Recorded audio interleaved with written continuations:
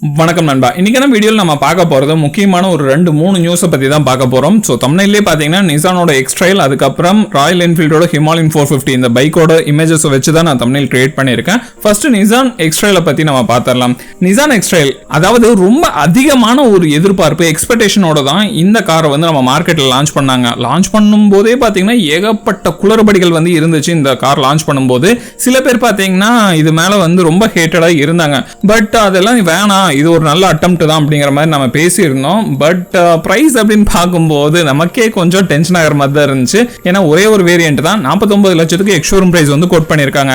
ஆக்சுவலான fact என்ன அப்படின்னு பார்த்தோம்னா 49 லட்ச ரூபாய் எக்ஸ்ஷோரூம் பிரைஸ்னா ஆண்ட்ராய்டு வரும்போது குறையாம 53 54 லட்ச ரூபாய் கொடுத்து இந்த காரை வாங்க வேண்டியது இருக்கும்.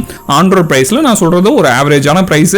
சில இடங்கள்ல மாறுபடுறதுக்கான வாய்ப்புகள் நிறையவே இருக்குது. சரி, ஓகே, நான் என்ன சொல்ல வர்றேன் அப்படின்னு கேட்டீங்கன்னா 54 லட்ச ரூபாய் கொடுத்து ஒருத்தன் கார் வாங்குறானா கண்டிப்பா மைலேஜ் பாப்பானா? அதாவது 3 சிலிண்டர் இன்ஜின்ல வந்து கொடுக்குறீங்க, நான் தப்பு சொல்லல. 3 சிலிண்டர் இன்ஜின் பாத்தீங்கன்னா உங்களுக்கு அதுல சில கிளட்ச் அட்ஜஸ்ட்மெண்ட்ஸ் அது இதுன்னு கொடுத்து ஹை அண்ட் பெர்ஃபார்மன்ஸ் வந்து நீங்க பூஸ்ட் அப் பண்ணிருக்கீங்க. அதையும் நான் வந்து நல்லா தான் இருக்குதுன்னு வந்து லாஸ்ட் வீடியோல மென்ஷன் பண்ணிருந்தேன்.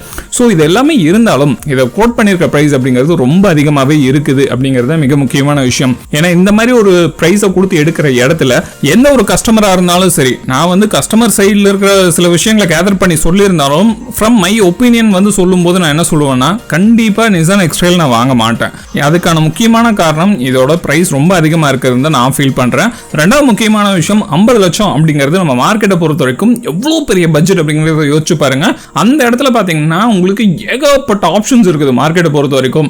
அந்த ஆப்ஷன்ஸ் எல்லாத்தையும் பார்க்கும்போது நிசான் எக்ஸ்ட்ரைல் வந்து அந்த அளவுக்கு பெனிஃபிட்டடா இருக்குமா அப்படிங்கிறதும் மிகப்பெரிய டவுட்டா தான் இருக்குது. ஏன்னா இதை விட பட்ஜெட் கம்மியா நான் கார் வாங்கினா கூட ஒரு 30-35 லேக்ஸ்குள்ள நான் போறமா இருந்தா கூட அந்த இடத்துலயும் சூப்பரான கார்கள் வந்து மார்க்கெட்ல இருக்குது. ஸோ நிசான் எக்ஸ்ட்ரைல வந்து பிளேஸ் பண்ண இடம் அப்படிங்கிறது தான் தப்பு அப்படிங்கிறத நான் சொல்றேன். ஏன்னா அப்பர் மிடில் கிளாஸ் வாங்குற அளவுக்கு இந்த காரை ஒரு 10 லேக்ஸ்க்கு எபோ 30 லேக்ஸ்க்கு பிலோக்குள்ள மென்ஷன் பண்ணி கொண்டு வந்திருந்தாங்கன்னா சீரியஸ்லி ஒர்த்தான காராக இருந்திருக்கும் அப்படிங்கிறது என்னோட ஒரு ஒப்பீனியன்.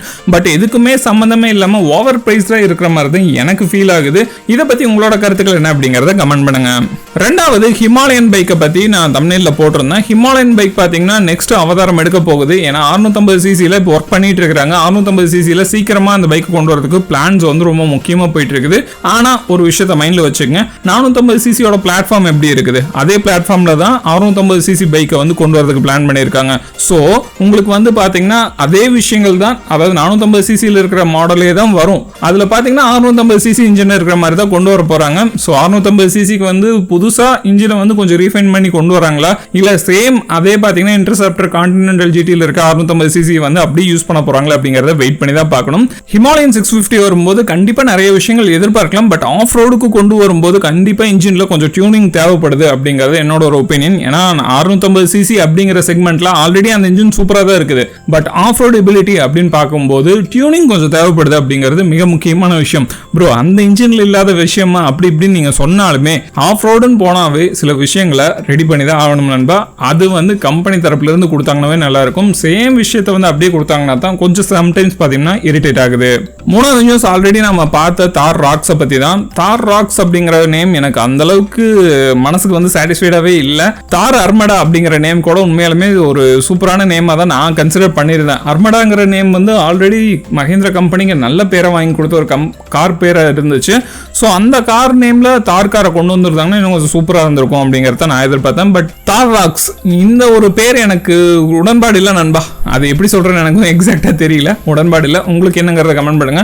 Okay fine. இந்த கார் பாத்தீங்கன்னா ஆகஸ்ட் 15 அப்போ நம்ம மார்க்கெட்ல லான்ச் பண்ண போறாங்க. ஸோ லான்ச் ஈவெண்ட் இந்தியாவில் வைக்கிறாங்களா இல்ல சவுத் ஆப்பிரிக்காவில் வைக்கிறாங்களா அப்படிங்கிற பத்தி இன்னும் எந்த அப்டேட்டும் இல்லை. ஸோ சீக்கிரமா அதை பத்தின அப்டேட் கிடைச்சோன்னே நான் அப்டேட் பண்றேன். சரியா?